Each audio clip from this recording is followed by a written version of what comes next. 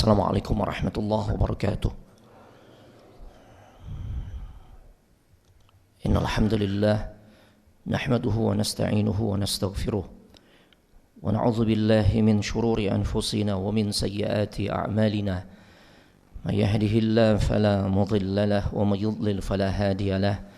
Asyhadu an la ilaha illallah wahdahu la syarika lahu wa asyhadu anna Muhammadan 'abduhu wa rasuluh. La nabiyya wa la rasula ba'dah. Allahumma salli wa sallim ala nabiyyina Muhammadin wa ala alihi wa ashabihi ajma'in.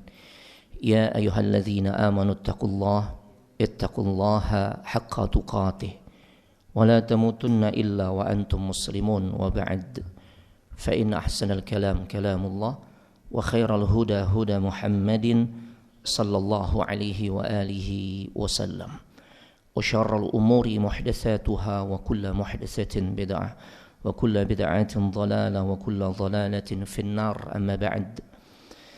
أيها الإخوان والأخوات في الله عزني الله وإياكم. Para ikhwan dan juga akhwat, bapak-bapak, ibu-ibu serta adik-adik sekalian jamaah salat maghrib Masjid Jami' Husnul Khatimah yang semoga dimuliakan oleh Allah Subhanahu wa taala.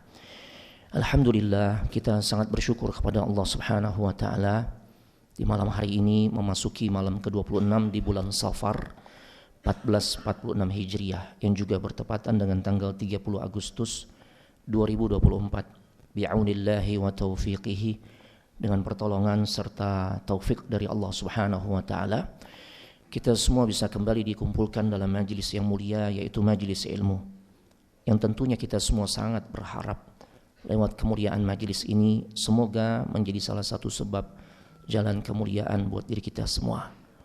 Apa jalan kemuliaan yang sangat kita harapkan kita bisa dapatkan?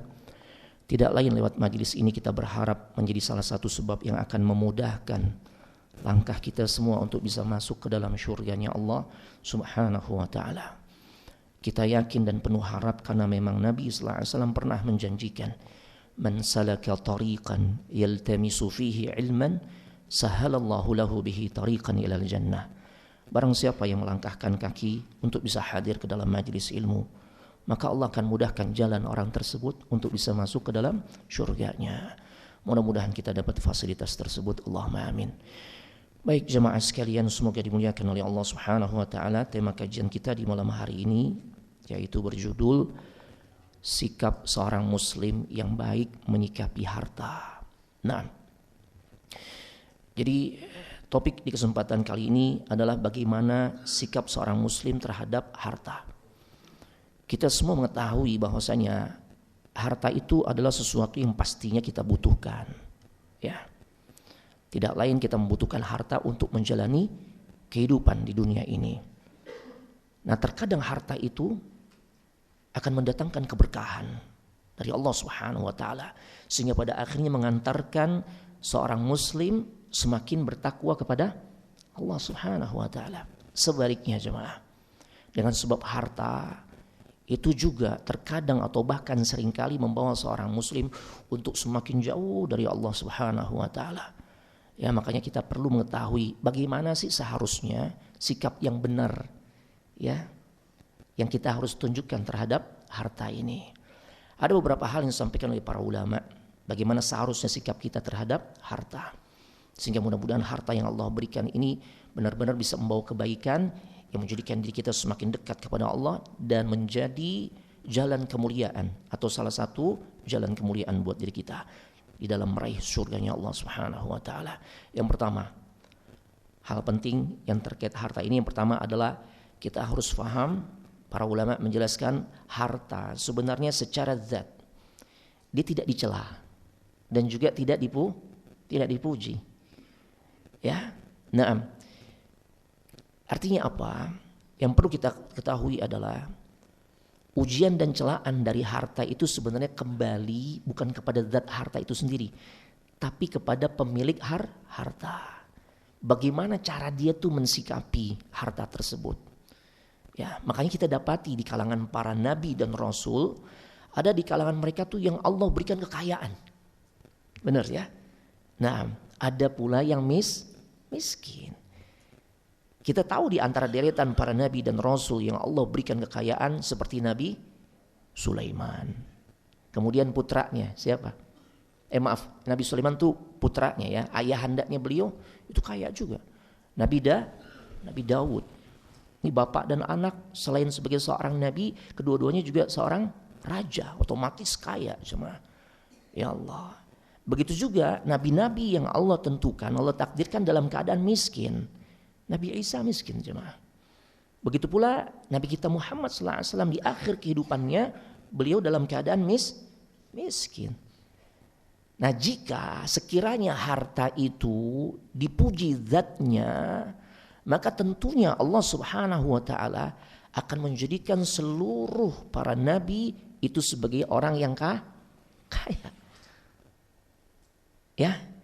Begitu juga sebaliknya, jika ya harta itu tercela pada zatnya, maka pasti Allah akan menjadikan ya, jika harta itu tercela pada zatnya, maka pasti Allah akan menjadikan seluruh nabi miskin. Nah, akan tetapi kita dapati ya, sebagian nabi Allah jadikan kaya dan sebagian lagi miskin. Ini menunjukkan jemaah bahwasanya harta enggak dicela dan tidak pula dipuji dari sisi zatnya. Ya. Nah, kalau harta tidak dicela dan juga tidak dipuji dari sisi zatnya, demikian juga kemiskinan juga tidak dicela dan juga tidak dipuji. Kekayaan pun demikian.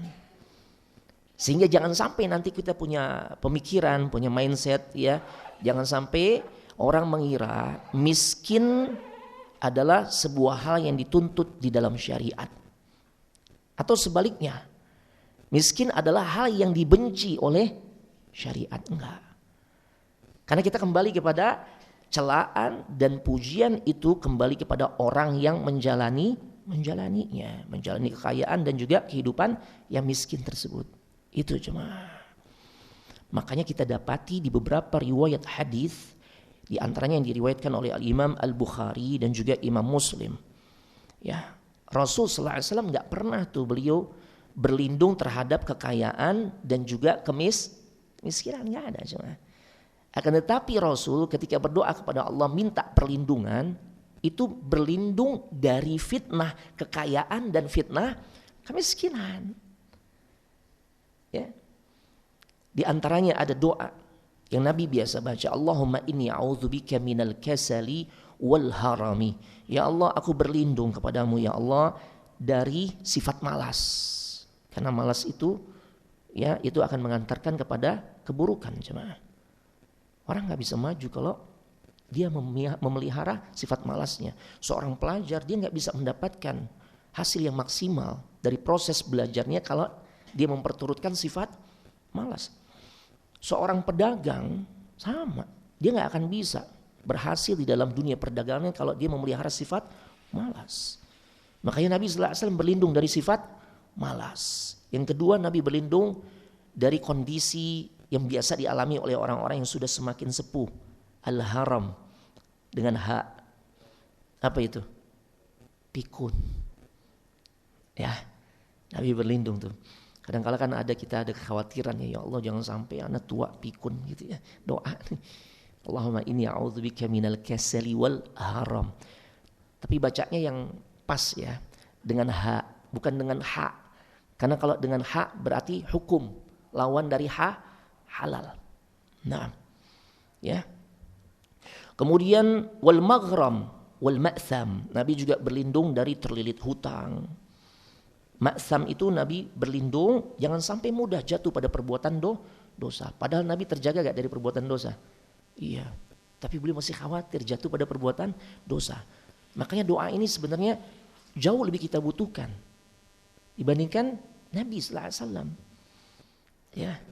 Karena kita tuh sering jatuh pada kesalahan dan perbuatan dosa. Makanya berdoa kepada Allah, di antaranya berlindung jangan sampai kita termasuk orang yang mudah jatuh pada perbuatan dosa.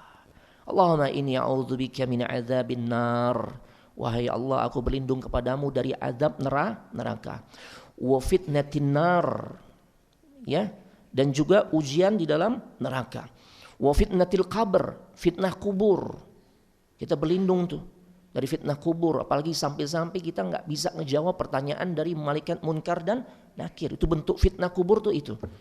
Diuji seseorang ketika datang dua malaikat yang dalam keadaan azraqani aswadani, ay aswadani azraqani, hitam kebiru-biruan. Berarti kalau sosok yang digambarkan oleh Nabi tentang munkar nakir kayak gitu, kira-kira sosok yang enak dilihat atau menakutkan? Hitam kebiru-biruan. Yang kemudian dia bertanya, man rabbuk wa man nabiyuk wa madinuk. Dan jawaban kita nggak bisa berdasarkan hafalan, tapi bergantung kepada amal. Itu fitnah, ujian dalam kubur. Kita berlindung kepada Allah. Ya. Wa adzabil qabr, berlindung juga jangan sampai diazab di dalam kubur. Ngeri kita ya Allah. Ya. Kemudian Nabi melanjutkan doanya, wa syarra fitnatil ghina. Nah ini sesuai poin pembahasan. Nabi berlindung kepada Allah dari keburukan fitnah kekayaan, wa syarra fitnatil faqr, dan keburukan fitnah atau ujian kemiskinan. Ya. Taib. Jadi doa ini merupakan satu isyarat yang sangat jelas dari Nabi sallallahu alaihi wasallam bahwasanya fitnah atau ujian itu bentuknya dua diantaranya. Ada yang bentuknya kekayaan dan juga kemiskinan. Jadi yang disebut ujian itu tidak hanya sesuatu yang tidak mengenakan. Selama ini kan kita berpikir ana lagi diuji nih. Hampir bisa dipastikan hal-hal yang dia alami, hal-hal yang tidak mengenakan. Usaha bangkrut, jadi korban PHK, penyakit gak sembuh-sembuh. Ya. Kemudian banyak orang menganggap kalau dia sehat, dia diberikan kekayaan, karir lagi moncer gitu kan. Masya Allah. Dia menganggap itu bukan ujian, padahal salah. Itu juga termasuk ujian jemaah.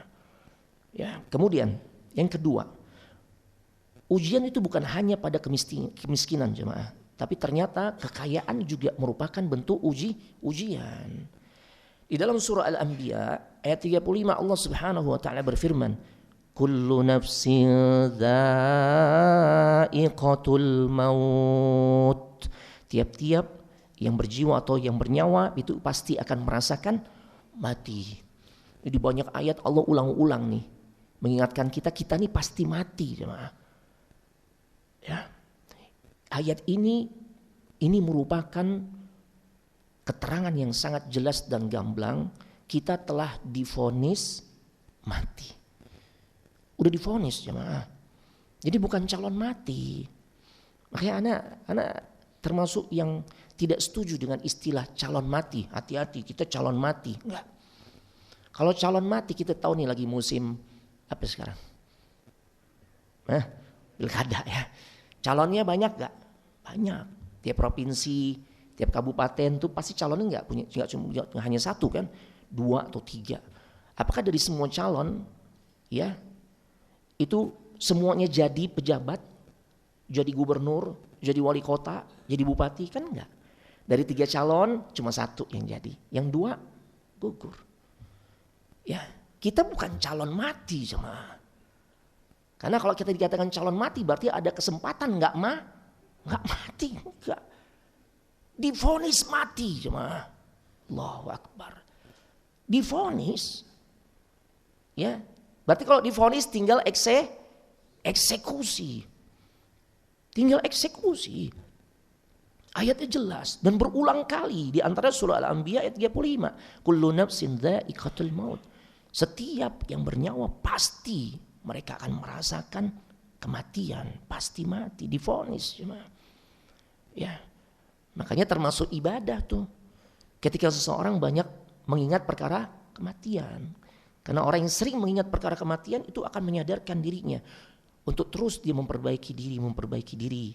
Karena dia pasti berharap akhir hidupnya ditutup dengan kebaikan. Ya Allah. Makanya Allah ingatkan. Ya tanda-tanda kematian semakin Allah tampakkan. Di dalam ayat yang lain Allah katakan waja'akumun nadhir, telah datang kepada kalian an-nadhir, sang pemberi peringatan, utusan malaikat maut yang sebenarnya Allah sudah hadirkan datang kepada kita semua Sebagian ahli tafsir menafsirkan makna an-nadhir itu adalah syaibah. Apaan Pak? Yang putih-putih nih. Rambut kita uban.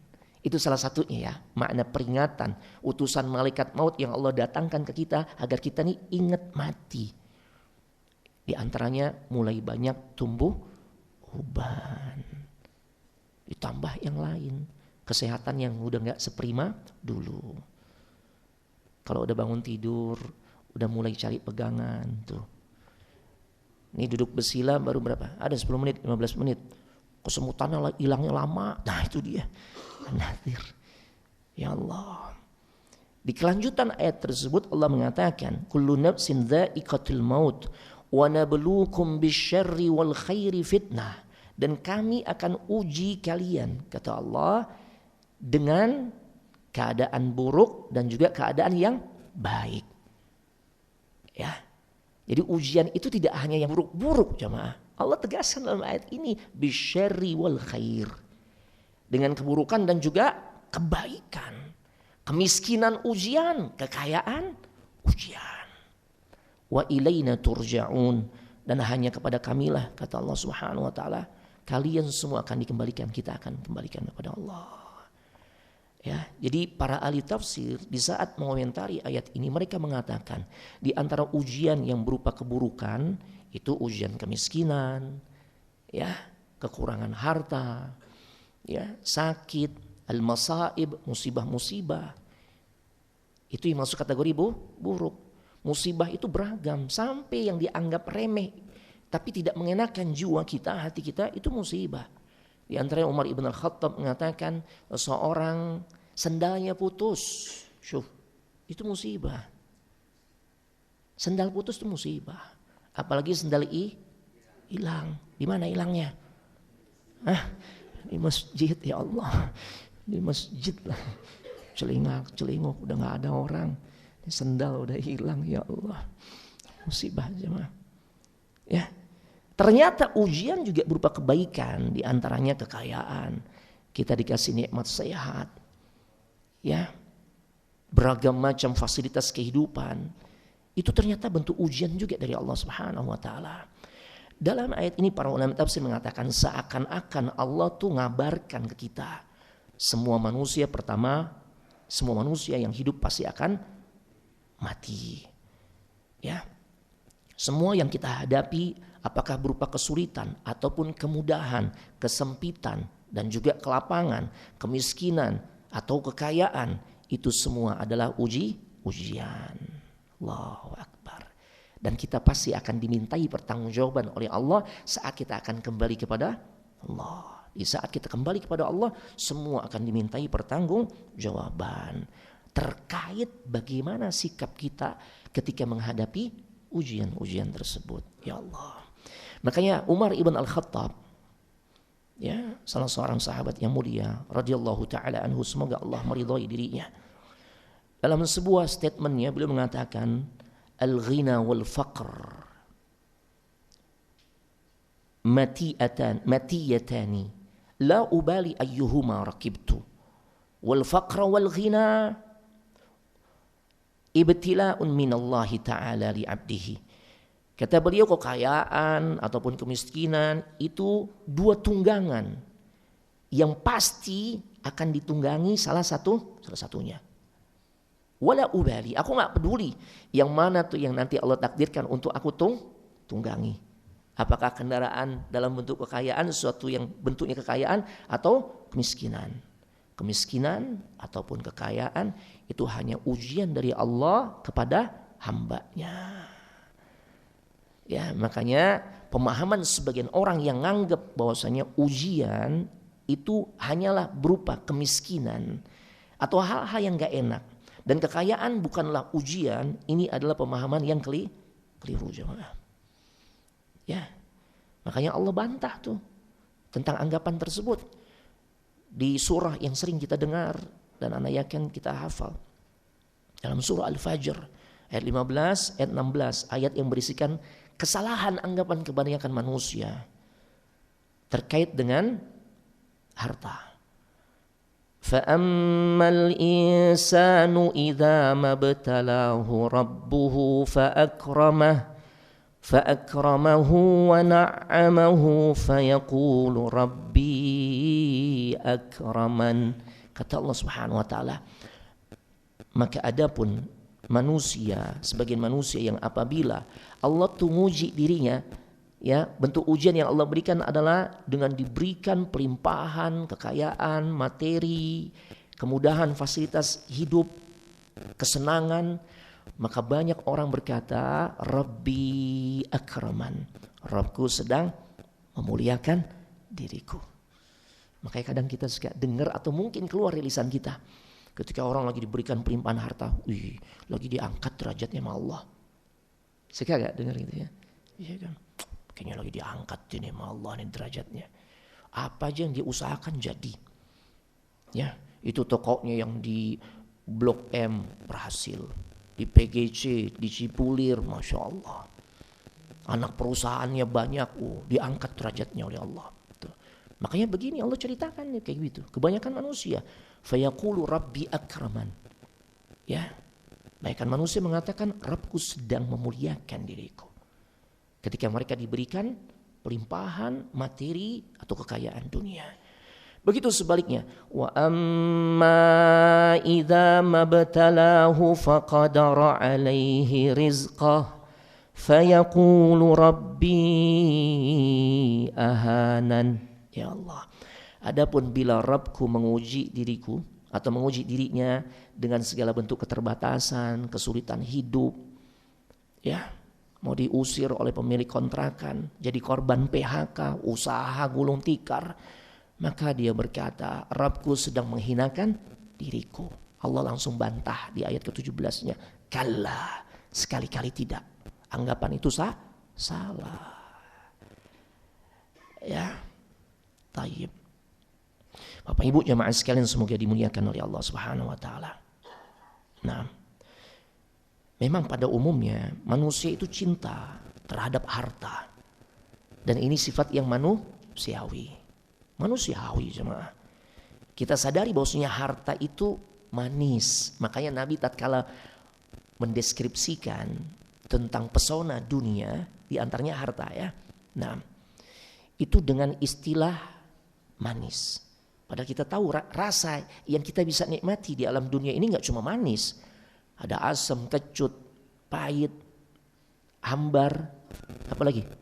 Asin udah, asin, getir dan sebagainya banyak.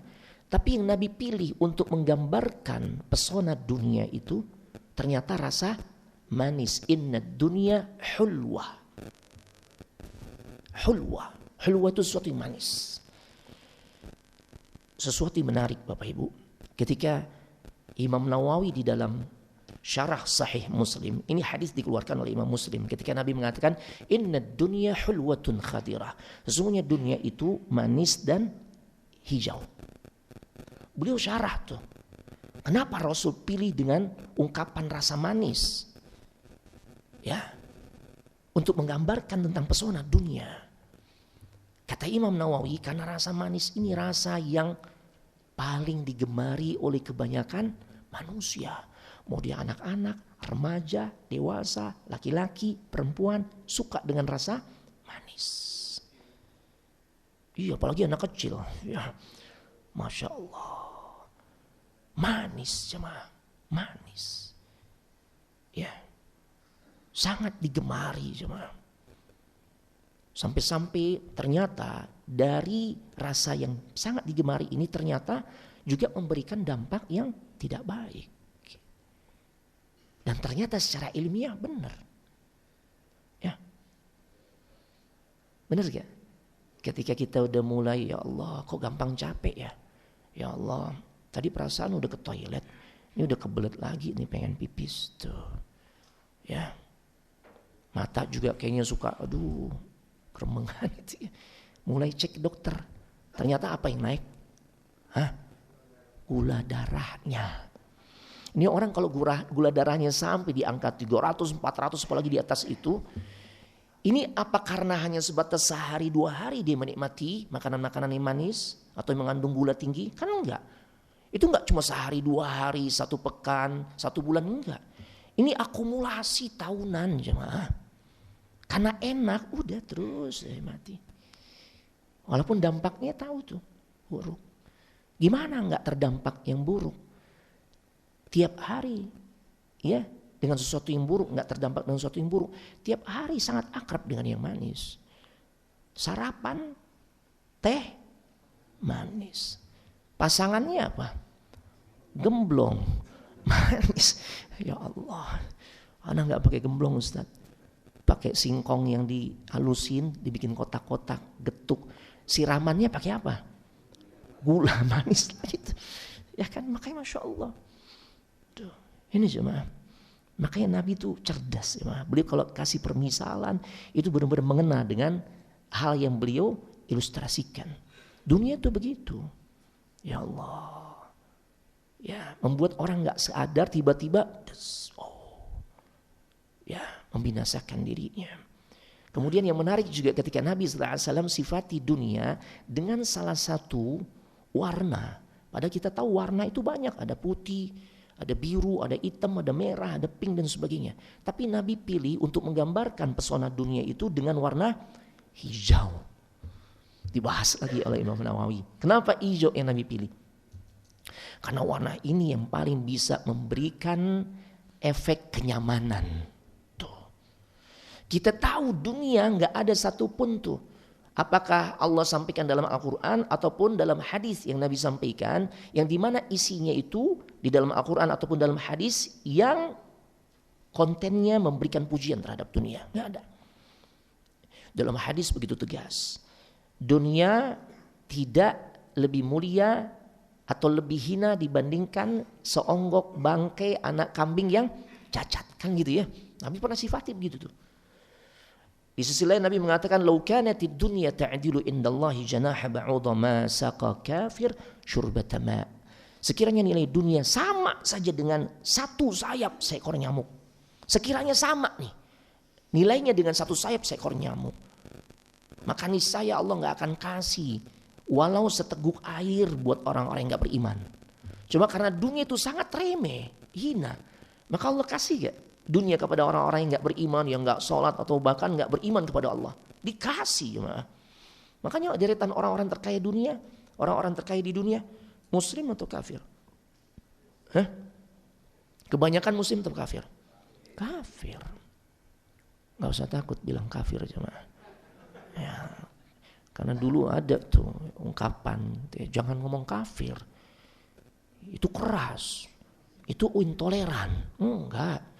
Setiap pemeluk agama punya terminologi masing-masing yang dia yakini dan itu dilindungi oleh undang-undang. Ya, nggak ada kaitannya intoleran atau tidak ya. Ini istilah masing-masing umat beragama yang satu sama lain saling menghargai. Bukankah kita dianggap oleh umat lain seperti domba-domba yang itu kan sondesip sesat lagi nyasar gitu kan? Apa kita marah? Enggak boleh marah, itu keyakinan mereka, biarin aja. Tinggal kita nanti buktikan di hadapan Allah. Kan Allah mengatakan inna dina indallahin Islam. Sesungguhnya hanyalah Islam satu-satunya agama yang Allah ridhai. Kan kita hanya mengikuti panduan dari Allah Subhanahu wa taala sehingga kita yakin dengan kebenaran Islam. Makanya enggak usah ragu, kafir enggak masalah. Terus kalau enggak kafir apa? Non muslim, ya baik deh. Non muslim. Ya. Orang kafir di neraka, jangan orang kafir, baik non muslim. Maka mereka ada di dalam neraka. Jangan neraka itu keras, oh baik. Kalau gitu kita rubah. Non muslim berada di non surga, gitu. Ya. Allah katakan khalidina fiha, mereka kekal di dalamnya. Jangan itu juga keras. Terus apa? Non stop, gitu berarti ya. Non muslim dia berada di non surga dan non stop. Jadi hal-hal kayak begini jangan dipermasalahkan ya. Baik Bapak Ibu jamaah sekalian semoga dimuliakan oleh Allah Subhanahu wa taala. Kenapa nih hijau yang Nabi pilih untuk menggambarkan pesona dunia? Karena warna hijau ini warna yang begitu memikat, yang bisa memberikan efek ketenangan. Kita kalau pergi wisata, rekreasi ke puncak, Selain kita ingin dapat udara yang segar, sejuk, bersih, ya. Hal lain yang kita juga ingin dapatkan apa? View, pemandangan yang indah. Kenapa indah? Hijau. Walaupun ada pemandangan-pemandangan lain yang juga kita anggap eksotik. Misalnya pemandangan di padang pasir, hamparan padang pasir tuh. Sebelum pandemi ada kesempatan ke Badar ya. Jadi kalau Bapak Ibu pengen ngelihat suasana padang pasir Jazirah Arab, khususnya di Mekah, di Madinah deh. Kita kan kalau umrah atau haji kan jarang ketemu padang pasir ya. Yang kita temui gedung-gedung tinggi semua sekarang. Minta tuh kepada mutawifnya, ajak anak dong, anterin ke Badar. Di situ ada namanya Jabal Malaikah. Gunung di mana di situ Allah turunkan malaikat untuk ngebantu pasukan Badar melawan orang-orang kafir. Ya di dalam perang Badar. Itu benar-benar gunung pasir jemaah. Indah tuh, tapi sifat indahnya nggak bisa tahan lama. Ya, karena udah hampir 2 jam kita pulang ya, udah. Beda kalau kita di puncak, sehari kurang jemaah. Dan ini bisa dibuktikan. Orang Arab kalau mereka datang ke Indonesia, tempat mana yang menjadi favorit untuk mereka datangi? Puncak. Ya, lupa pulang mereka. Kita kalau ngebooking hotel, ngebooking villa tuh nggak dapat. Kenapa? Udah di booking Pak. Kapan keluarnya? Lama 3 bulan tuh lupa pulang mereka. Karena mereka nggak dapatkan keindahan itu di tempatnya. Ijo Pak, Masya Allah. Itulah dunia. Dunia daya pikatnya luar biasa. Makanya sampai-sampai Nabi sifati dengan warna hijau. Yang memang secara ilmiah pun cocok nih. Warna yang paling bisa memberikan efek relaksasi secara ilmiah itu adalah warna hijau. Bikin tenang, bikin orang betah. Ya. Coba aja kita kalau lagi guyonan sama teman, ya. Bro, ente ini kalau giran ngelihat duit matanya hijau kan. No, kan. Padahal fulus yang paling gede uang kita berapa? Warna apa? Merah, enggak dibilang merah. Sakit kalau mata merah. Hijau matanya, Masya Allah. Ya. Jemaah kita kembali. Nabi mengingatkan bahwasanya fitnahnya umat ini nih harta jemaah. Dalam sebuah hadis Nabi mengatakan inna likulli ummatin fitnah wa fitnatu ummati al-mal. Sesungguhnya setiap umat itu punya ujian. Fitnah itu ujian ya. Nah, ana pertegas karena kalau kita giring makna fitnah menurut istilah dalam bahasa Indonesia, maka fitnah itu maknanya tuduhan, bukan. Fitnah itu terambil dari kata bahasa Arab, terambil dari bahasa Arab, dari kata fatana. Ya, yang artinya ujian. Jadi setiap umat itu punya ujian yang Allah berikan dan ujian untuk umatku kata Nabi itu adalah harta jemaah. Ya Allah. Dalam kesempatan lain Nabi pernah mengatakan fawallahi, maka demi Allah. Nabi kalau nggak sumpah aja pasti apa yang beliau ucapkan benar. Ini apalagi diawali dengan sumpah nih. Fawallahi lal faqra akhsha alaikum. Demi Allah, bukanlah kefakiran yang aku khawatirkan dari kalian wahai umatku. Walakin akhsha alaikum an tubsata alaikumud dunya. Ya, kama busitat ala man kana qablakum. Ya. Akan tetapi yang paling aku takutkan, paling aku khawatirkan menimpa kalian adalah bila kalian telah dibukakan harta perbendaharaan dunia sebagaimana telah dibukakan kepada orang-orang sebelum kalian. Yang sehingga pada akhirnya mereka berlomba-lomba fanatanafasuha kama tanafasuha wa tuhlikakum kama ahlakathum. Ya Allah. Ya, mereka berlomba-lomba untuk memperebutkan harta tersebut. Ya, sehingga pada akhirnya harta dunia itu membinasakan kalian sebagaimana juga membinasakan umat-umat sebelum kalian. Oh, ya Allah. Coba aja betapa banyak pertikaian, permusuhan yang terjadi antara saudara.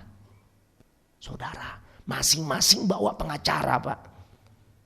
Allahu Akbar. Karena berebut apa nih, Pak? Harta, warisan. Ya Allah, Ana pernah dimintai oleh sebuah keluarga, itu hartanya luar biasa Pak. Hampir 1 hektar di pinggir jalan Pak. Ya Allah, orang tuanya udah meninggal itu sekitar 15 tahun yang lalu. Sampai sekarang masih sengketa. Ya, gak ada yang mau ngalah, masing-masing bawa pengacara. La haula wala quwwata illa billah. Ya, ini Pak, betapa banyak pertikaian, permusuhan terjadi antar saudara kandung, Allahu Akbar, antar kerabat, ya, antar teman, bahkan antara anak dan orang tua. Kita kan sering disajikan nih lewat tayangan-tayangan di medsos, di TV, anak nuntut ibunya atau abahnya atau bapaknya tuh ke pengadilan. Kenapa?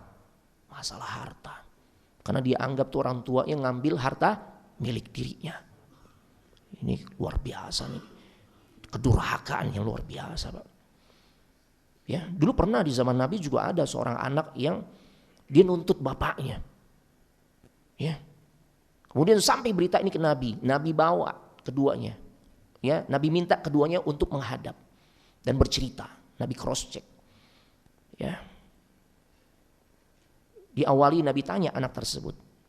Dia mengambil harta milikku, ya Rasulullah. Ayahku mengambil harta milikku. Di cross check ke bapaknya. Iya, benar. Karena anak ini tidak menunaikan hak-hak saudaranya. Ya. Untuk juga bisa mendapatkan bagian dari harta miliknya. Makanya saya ambil sebagian. Ditarik tuh leher anaknya Nabi sallallahu alaihi wasallam. Seraya Nabi sallallahu alaihi wasallam mengatakan anta wa maluka li abik. Dirimu dan harta benda yang kau miliki itu milik orang tuamu. Tuh. Makanya Pak, kalau kita nih memang Allah berikan kelebihan harta, kita masih punya orang tua. Ya, kita pengen suatu waktu orang tua tuh nginep di rumah. Jangan kita katakan, "Pak, nginep dong di rumah saya sekali-kali." Jangan Pak, nginep dong. Di rumah papa nih. Tuh. Di rumah papa, rumah mama. Itu. Loh iya Nabi katakan anta wa maluka li abik. Dirimu dan harta yang kau miliki itu milik orang tuamu juga. Allahu Akbar.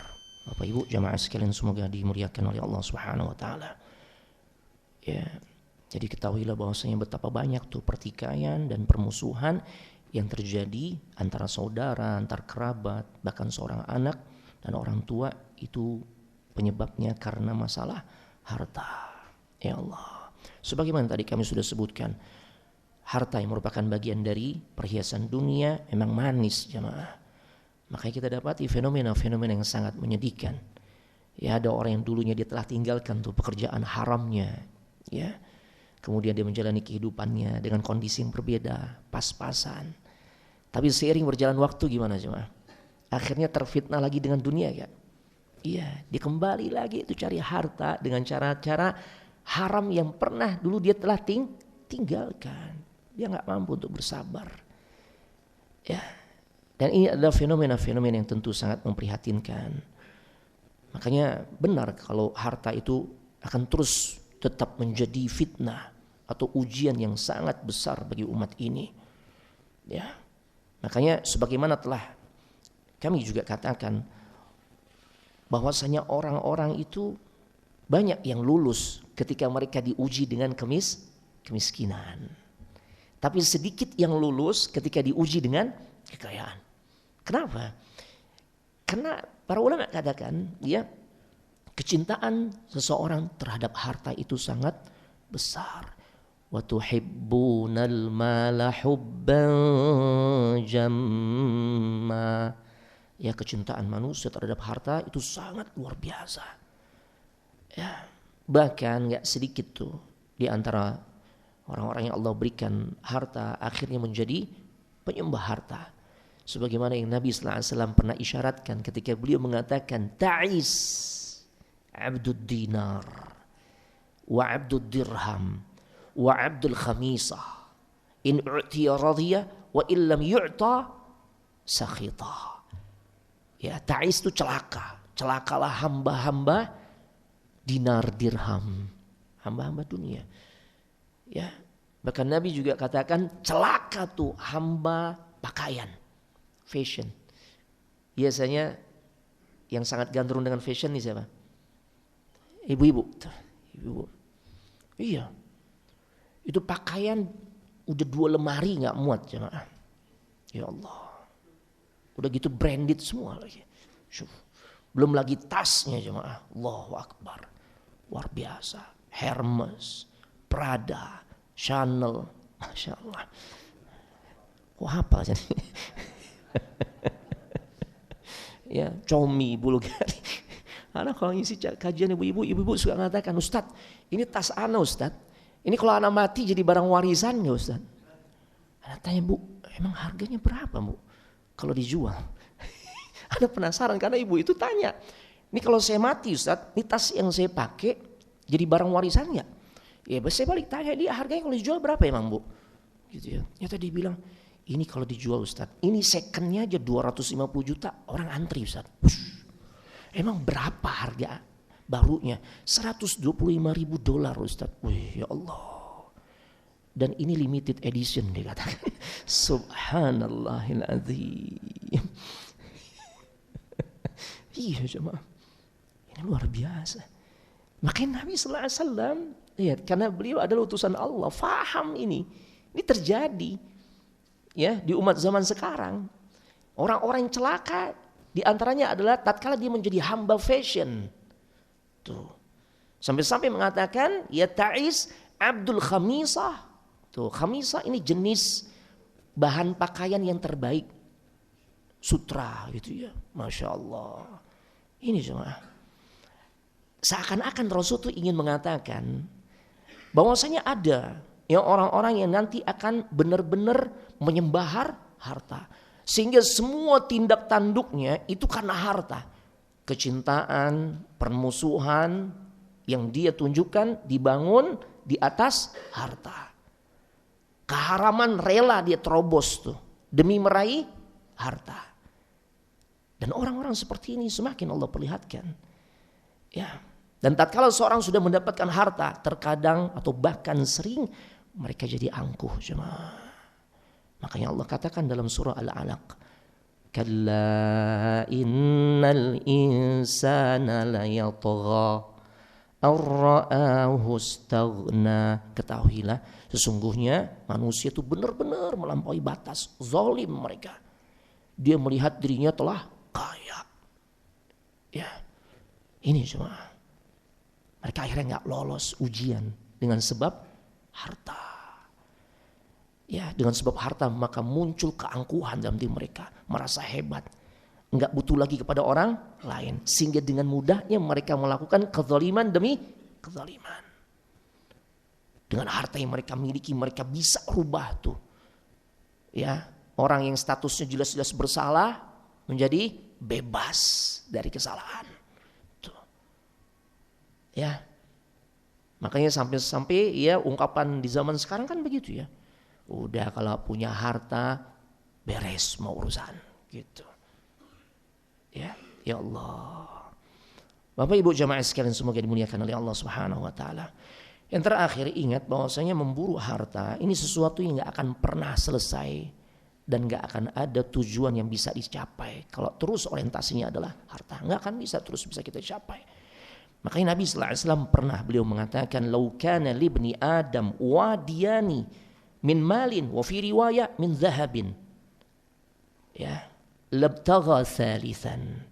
Sekiranya anak cucu Nabi Adam tuh dia udah punya harta. Harta yang dia miliki enggak tanggung-tanggung, Pak. Dikasih harta berupa emas. Simbol kekayaan emas kan. Berapa harga 1 gram emas sekarang? Udah naik lagi nih. Udah berapa? Udah, Pak? Biasanya yang tahu tuh ibu-ibu. Makanya kadang-kadang di kajian ibu-ibu, anak tanya berapa Bu harga emas? Nanya lagi, Ustadz mau harga aneka tambang apa cikini begitu. Ini sekarang udah 1,4 harganya. Ya, sekiranya kita nih punya di rumah kita nih, di safety box di rumah kita nih, ya, 1 batang emas seberat 2 kilo. Masya Allah. Kayaknya udah gak nyaman hidup kita nih, nyaman nih. Iya, 2 kilo berarti 2,8 M. Syuf. Belum lagi trennya naik emas kan. Nah, yang Nabi katakan ini orang diberikan harta oleh Allah berupa emas sebanyak 1 lembah jemaah. Ya Allah. Bukan main batangan lagi, lembah. 1 lembah emas dia udah punya. Apa kata Nabi? Inilah gambaran orang yang gak pernah merasakan puas untuk mencari dunia. Niscaya dia akan cari lembah emas yang kedua, ketiga dan seterusnya.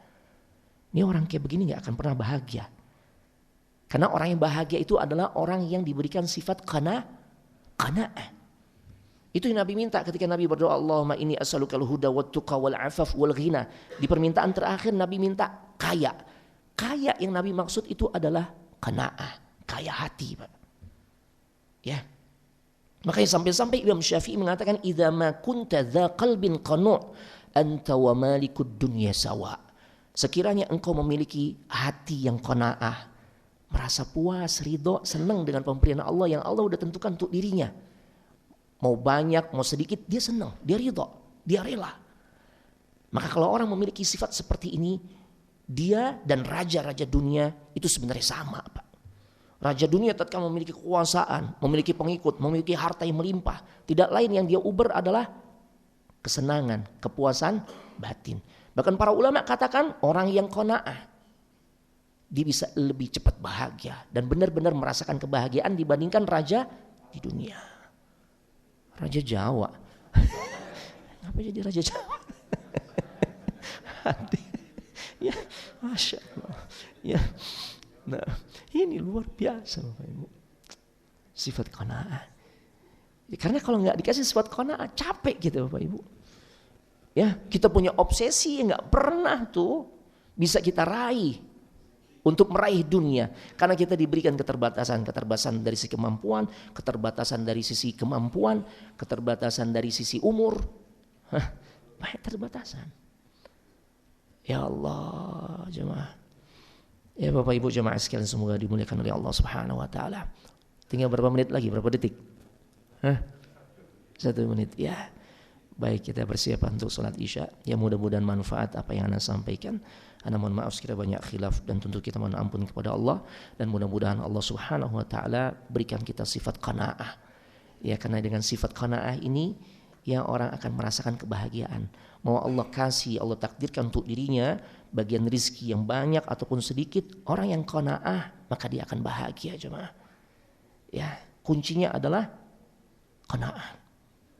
Ya, karena qanaah itu adalah bentuk rasa syukur seseorang kepada Allah Subhanahu Wa Taala, dan sifat qanaah ini tidak hanya dibutuhkan untuk orang-orang yang Allah tentukan rizkinya itu sedikit, enggak. Ya, justru juga dibutuhkan oleh orang-orang yang diberikan keberlimpahan harta. Buktinya tadi hadisnya jelas banget. Udah dikasih 1 lembah emas, dia belum pernah merasa puas. Dia masih cari tuh lembah emas yang kedua dan seterusnya. Taib, karena waktu sudah selesai, tutup dengan doa kafaratul majlis. Subhanakallahumma wa bihamdik, asyhadu an la ilaha illa anta, astaghfiruka wa atubu ilaik. Assalamualaikum warahmatullahi wabarakatuh.